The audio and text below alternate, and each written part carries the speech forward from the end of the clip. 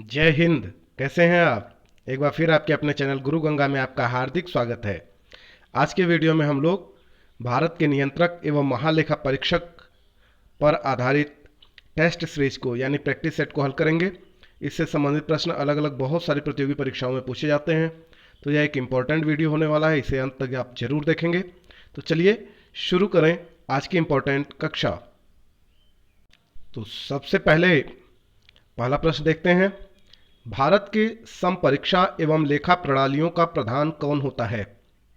ए योजना आयोग, बी वित्त आयोग, सी भारत का नियंत्रक एवं महालेखा परीक्षक, डी भारत का महान्यायवादी। तो सही उत्तर क्या है वह हम बताएंगे। आप भी प्रयास करेंगे सही उत्तर देने का, ताकि आपको पता लग जाए कि आपकी तैयारी कितनी हो चुकी है ना? तो बताइए। भारत के संपरीक्षा एवं लेखा प्रणालियों का प्रधान भारत का नियंत्रक एवं महालेखा परीक्षक होता है। आप जानते होंगे इसको कैग भी कहा जाता है। क्या कहा जाता है? कैग, है ना? कैग का ही फुल फॉर्म है भारत का नियंत्रक एवं महालेखा परीक्षक। आगे चलिए। केंद्र सरकार के व्यय को नियंत्रित करने की शक्ति किसमें निहित है? केंद्र सरकार के व्यय को नियंत्रित करने की शक्ति किसमें निहित है, यह बताना है आपको।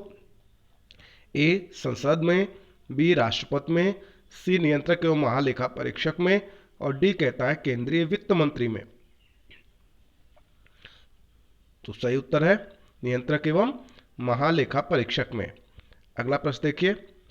निम्नलिखित में वह कौन सा अधिकारी है जो भारत सरकार के वित्तीय लेन देनों में लेखाकरण के लिए जिम्मेदार होता है? ए वित्त सचिव, बी नियंत्रक एवं महालेखा परीक्षक, सी महालेखा नियंत्रक, डी अध्यक्ष वित्त आयोग। तो सही उत्तर क्या होगा? आप देखिए एसएससी में पूछा गया ये प्रश्न, आईएएस में भी पूछा जाता है ना? तो बताएं। जी, नियंत्रक एवं महालेखा परीक्षक वह अधिकारी होता है जो भारत सरकार के वित्तीय लेन देनों में लेखाकरण के लिए जिम्मेदार होता है। बी ऑप्शन बिल्कुल सही है। दूसरा, भारत का नियंत्रक एवं महालेखा परीक्षक, जिसको सीएजी लिखा हुआ है ना, कैग, किसके लिए मुख्य लेखाकार तथा लेखा परीक्षक के रूप में काम करता है? ए संघ सरकार के लिए, बी राज्य सरकार के लिए, सी संघ तथा राज्य सरकार के लिए, डी न संघ सरकार के लिए और न ही राज्य सरकार के लिए। सही उत्तर क्या है? तो देखिए जो कैग होता है वह संघ तथा राज्य सरकार दोनों के लिए मुख्य लेखाकार तथा लेखा परीक्षक के रूप में काम करता है। तो 4 का सी ऑप्शन बिल्कुल सही है। तीसरा ऑप्शन बिल्कुल सही है। लेखा परीक्षण का मुख्य उद्देश्य किसके व्यय पर नियंत्रण करना होता है? ए कार्यपालिका के, बी व्यवस्थापिका के, सी न्यायपालिका के, डी उपर्युक्त सभी। तो सही उत्तर क्या है? जी हाँ, लेखा परीक्षण का मुख्य उद्देश्य कार्यपालिका के व्यय पर नियंत्रण करना होता है। किसके? कार्यपालिका के व्यय पर नियंत्रण करना। भारत के केंद्रीय स्तर पर लेखांकन तथा लेखा परीक्षण किसके अधिकार क्षेत्र में आता है? ए नियंत्रक एवं महालेखा परीक्षक, बी लोक लेखा समिति जिसको आप पीएसी कहते हैं, सी अनुमान समिति, डी उपर्युक्त सभी।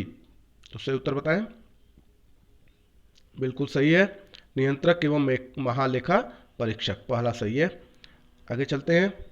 भारत के नियंत्रक एवं महालेखा परीक्षक की नियुक्ति किसके द्वारा की जाती है? यूपीपीसीएस का प्रश्न है। ए राष्ट्रपति, बी लोकसभा अध्यक्ष, सी अध्यक्ष योजना आयोग, डी वित्त मंत्री। तो आपको बताना है कैग की नियुक्ति कौन करता है। जी हाँ, राष्ट्रपति, भारत के राष्ट्रपति करते हैं। ए बिल्कुल सही है, पहला बिल्कुल सही उत्तर है। भारत के नियंत्रक एवं महालेखा परीक्षक की नियुक्ति की अवधि कितनी होती है? एसएससी का प्रश्न है ये। कैग की नियुक्ति की अवधि कितनी होती है? ए 6 वर्ष, बी 65 वर्ष, सी 6 वर्ष या 65 वर्ष की आयु तक जो भी पहले पूर्ण हो, और डी कहता है 64 वर्ष की आयु तक। तो क्या सही है? जी, 6 वर्ष तक के लिए होती है या तो फिर 65 वर्ष की आयु तक जो पहले हो जाए ना। तो सी ऑप्शन बिल्कुल सही होगा। चलते हैं 9वें प्रश्न की ओर। 9वां कहता है कंप्ट्रोलर एवं ऑडिटर जनरल सेवानिवृत्त होते हैं। देखिए ये कैग का फुल फॉर्म है ना। कंप्ट्रोलर एवं ऑडिटर जनरल सेवानिवृत्त होते हैं। ए नियुक्ति के 6 वर्ष बाद या 65 वर्ष की आयु पूर्ण होने पर, बी कहता है नियुक्ति के 6 वर्ष बाद या 62 वर्ष की आयु पूर्ण होने पर, सी कहता है नियुक्ति के 5 वर्ष बाद या 62 वर्ष की आयु पूर्ण होने पर। डी कहता है नियुक्ति के 5 वर्ष बाद या 65 वर्ष की आयु पूर्ण होने पर। देखिए अभी जो प्रश्न आपने इससे पहले हल किया 8वां प्रश्न, वो इसी से संबंधित था। तो आप बताएं, आप तो इसका उत्तर आसानी से दे लेंगे अब। जी हाँ, 9वां का पहला सही है, बिल्कुल सही है, क्योंकि उनकी नियुक्ति 6 वर्ष के अवधि के लिए होती है या 65 वर्ष की आयु पूर्ण होने तक, मतलब जो पहले हो जाए। ठीक है, आगे चलिए। भारत के नियंत्रक एवं महालेखा परीक्षक की नियुक्ति संविधान के किस अनुच्छेद के तहत की जाती है? इंपॉर्टेंट है ये, बताएं। अनुच्छेद 63, अनुच्छेद 76, अनुच्छेद 148 और अनुच्छेद 280। तो भारत के जो नियंत्रक एवं महालेखा परीक्षक होते हैं उनकी नियुक्ति संविधान के अनुच्छेद 148 के तहत की जाती है। किसके तहत? अनुच्छेद 148 के तहत। 11वें प्रश्न की तरफ चलते हैं। भारत के नियंत्रक एवं महालेखा परीक्षक को किस प्रकार पद से हटाया जा सकता है? ए, उसके विरुद्ध न्यायालय में अभियोग दाखिल करके। बी, उच्चतम न्यायालय के न्यायाधीश को पद से हटाने की प्रक्रिया की तरह। सी, राष्ट्रपति से अपील करके। डी, उसे किसी भी प्रकार नहीं हटाया जा सकता। तो बताएं। देखिए जो कैग होता है वो बड़ा पावरफुल पद होता है, तो उसको हटाने के लिए उच्चतम न्यायालय के न्यायाधीश को जैसे पद से हटाने की प्रक्रिया, उसी तरह से इसको हटाने की भी प्रक्रिया होती है। तो बी ऑप्शन बिल्कुल सही है, दूसरा सही है 11वां का। नियंत्रक एवं महालेखा परीक्षक को पदमुक्त किया जा सकता है। ए, उसी प्रकार जिस प्रकार राष्ट्रपति को हटाया जाता है। बी, उसी प्रकार जिस प्रकार उच्चतम न्यायालय के न्यायाधीश को हटाया जाता है। सी, सर्वोच्च न्यायालय के प्रतिवेदन पर राष्ट्रपति द्वारा। और डी कहता है इनमें से कोई नहीं। तो यह भी प्रश्न उसी तरीके का है ना। तो इसका भी बी ऑप्शन सही होगा, उसको पदमुक्त किया जा सकता है उसी प्रकार जिस प्रकार उच्चतम न्यायालय के न्यायाधीश को हटाया जाता है, सुप्रीम कोर्ट के न्यायाधीश को हटाया जाता है। ठीक है, तो 12 का भी बी ऑप्शन सही है। अगला चलते हैं। किन आधारों पर दोष सिद्ध करने के बाद संसद के दोनों सदनों में 2/3 बहुमत से प्रस्ताव पारित कर भारत के नियंत्रक एवं महालेखा परीक्षक को पद से हटाया जा सकता है? किन आधारों पर दोष सिद्धि के बाद? ए, कदाचार। बी, अक्षमता। सी, उपर्युक्त दोनों। और डी कहता है उपर्युक्त में से कोई नहीं। तो आप अनुमान लगा चुके होंगे, बिल्कुल सही उत्तर होगा आपका उपर्युक्त दोनों, कदाचार या अक्षमता। अगर यह सिद्ध हो जाए तो ऐसी स्थिति में इसको हटाया जा सकता है उस प्रक्रिया के तहत। 14वां देखते हैं। निम्न में किस सेवानिवृत्त पदाधिकारी को सरकार के अधीन किसी पद पर नियुक्त करने पर वर्जना है? ए, सर्वोच्च न्यायालय का मुख्य न्यायाधीश। बी, भारत का महान्यायवादी। सी, सॉलिसिटर जनरल ऑफ इंडिया। और D, comptroller and auditor general, मतलब वही कैग, है ना। तो बताएं। तो कंप्ट्रोलर एवं ये कैग जो होता है, कंप्ट्रोलर एंड ऑडिटर जनरल, इसी को सरकार के अधीन किसी पद पर नियुक्त करने पर वर्जना है। डी ऑप्शन बिल्कुल सही है। ठीक है, 14वां का डी। 15वां देखते हैं। किस सेवानिवृत्त नियंत्रक एवं महालेखा परीक्षक को वित्त आयोग का अध्यक्ष बनाया गया? ए, के Santhanam. B, A K Chanda. C, Mahavir Tyagi. D, JP Shelat. तो बताएं। जी हाँ, ए के चंदा, बी ऑप्शन बिल्कुल सही है। इन्हीं को वित्त आयोग का अध्यक्ष बनाया गया था। आगे चलें। अब देखते हैं 16वां प्रश्न क्या कहता है। भारत का नियंत्रक एवं महालेखा परीक्षक अपना प्रतिवेदन देता है। किसको देता है? ए, लोकसभा अध्यक्ष को। बी, प्रधानमंत्री को। सी, वित्त मंत्री को। और डी, राष्ट्रपति को। तो जी, उनकी नियुक्ति राष्ट्रपति करते हैं और वह अपना प्रतिवेदन भी किसको देता है? राष्ट्रपति को देता है। डी ऑप्शन 16 का बिल्कुल सही है। भारत के नियंत्रक एवं महालेखा परीक्षक द्वारा प्रस्तुत प्रतिवेदन के आधार पर कौन समिति कार्य करती है? ए, लोक लेखा समिति। बी, प्राक्कलन समिति। सी, सरकारी उपक्रम समिति। डी, विशेषाधिकार समिति।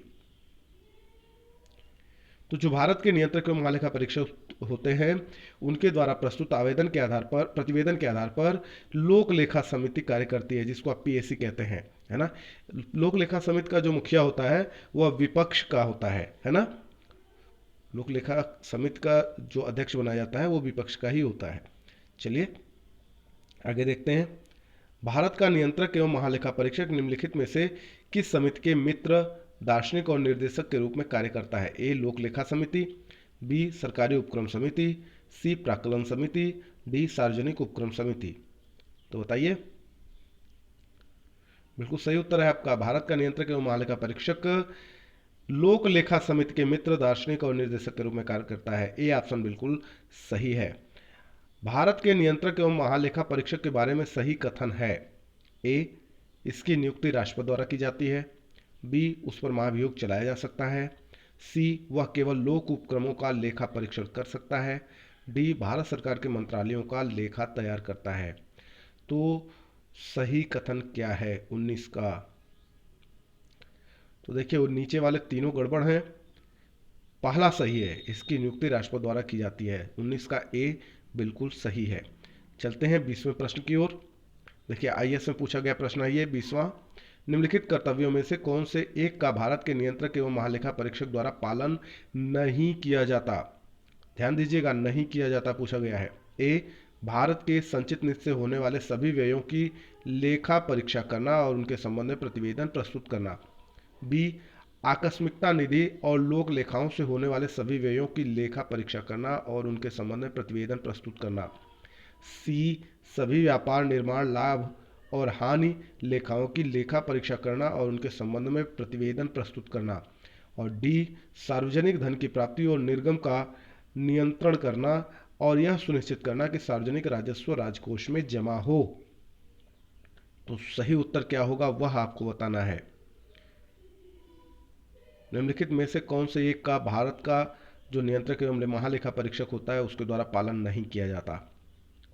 तो देखिए पहले और दूसरे का पालन किया जाता है, चौथे का भी किया जाता है। सी का नहीं किया जाता। सभी व्यापार, निर्माण, लाभ और हानि लेखाओं की लेखा परीक्षा करना और उनके संबंध प्रतिवेदन प्रस्तुत करना, यह कैग का कर्तव्य पालन नहीं है। सी ऑप्शन इस प्रश्न के लिए बिल्कुल सही है। आगे चलिए। क्या भारत का नियंत्रक एवं महालेखा परीक्षक पद ग्रहण के पूर्व शपथ लेता है? ए, हाँ। बी, नहीं। सी, स्पष्ट नहीं है। डी, कहा नहीं जा सकता। तो सही उत्तर क्या है? जी हाँ, भारत का जो नियंत्रक एवं महालेखा परीक्षक होता है वह पद ग्रहण के पूर्व शपथ लेता है। इसलिए हाँ, पहला ऑप्शन बिल्कुल सही है। आगे, निम्नलिखित में से किसकी नियुक्ति लोक धन के व्यय की निगरानी के लिए संसदीय प्रहरी के रूप में की जाती है? ए, महान्यायवादी। B, solicitor general. सी, नियंत्रक एवं महालेखा परीक्षक। और डी, एडवोकेट जनरल। तो 22वां का क्या सही है? किसकी नियुक्ति लोक धन के व्यय की निगरानी के लिए संसदीय प्रहरी के रूप में की जाती है? जी हाँ, सी ऑप्शन बिल्कुल सही, नियंत्रक एवं महालेखा परीक्षक। तो आज की क्लास यहीं पे पूरी हुई। यदि यह वीडियो आपको पसंद आता है तो इसे लाइक जरूर करें, अपने मित्रों में शेयर करना ना भूलें। चैनल पे नए हैं तो चैनल को सब्सक्राइब करके बेल आइकन को प्रेस कर दिए ताकि इस तरह की प्रत्येक इंपॉर्टेंट वीडियो की नोटिफिकेशन आपको समय से मिलती रहे। और इसके अलावा बहुत सारे प्रैक्टिस सेट अलग अलग विषयों के भी हमने बना रखे हैं। आप उसको भी अगर हल करना चाहते हैं, देखना चाहते हैं, सीखना चाहते हैं तो उस सबके लिंक इस वीडियो के डिस्क्रिप्शन बॉक्स में दिए गए हैं। आप वहाँ पर जाकर भी टेस्ट सीरीज या प्रैक्टिस सेट की तैयारी कर सकते हैं। और उसके अलावा बहुत सारे विषयों पे हमने अलग अलग वीडियो बना रखे हैं, उसके लिंक भी इस वीडियो के डिस्क्रिप्शन बॉक्स में दिए गए हैं। आप वहां से भी अलग अलग परीक्षाओं की तैयारियां कर सकते हैं। तो फिर मिलते हैं अगले इंपॉर्टेंट वीडियो में। तब तक के लिए आप सभी लोगों को जय हिंद।